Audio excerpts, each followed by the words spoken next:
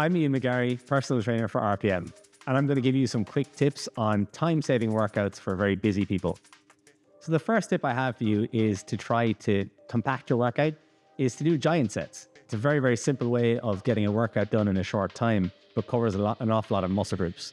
An easy way of doing this is, for example, have a push group and a pull group. So chest and shoulders, and then followed up by a back exercise or a rear delt exercise. Another option as well is to do full body triceps. And a full body tricep would be where we have a push exercise, pull exercise. So we have chest exercise, a row exercise, and then a lower body movement, which could be, for example, a hinge, which is just a deadlift, or we could have a squat movement, or we can use a machine.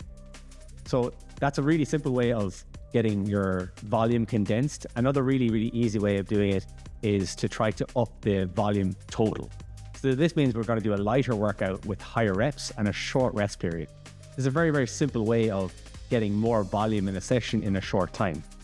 The flip side of that is we can do a very high intensity session in a short period of time. Because it's higher intensity, it's going to be a little bit heavier. There's going to be slightly longer break periods. But again, we can increase that intensity by either going for a heavier loading or for increasing time and retention. So the speed that we lift, if we slow down the negative an awful lot or add in pauses, so we pause at different portions of the lift, we can increase the intensity massively, and overall the stress that's put on muscles is increased. This allows you to get an awful lot of work done in a short time. Beyond that, then you can look at having short break periods. So shortening your rest period in between sets is a very simple way, albeit a very taxing way, of increasing the volume in your session. If you do that, you got to realize that the total weight that you lift in each set has to be realistic. You're going to have to pull back a small bit with the weight lifted, but increase the volume. So there's a couple of ways of approaching this. Again, you can even add in your cardio. So if you want to have a weight training session with a cardio element, you can combine the two.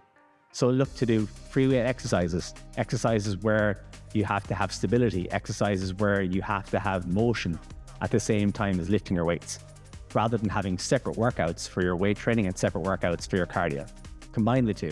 Things like battle ropes, things like sled pushes, things like slam balls. These kind of exercises are ideal if you're really short for time.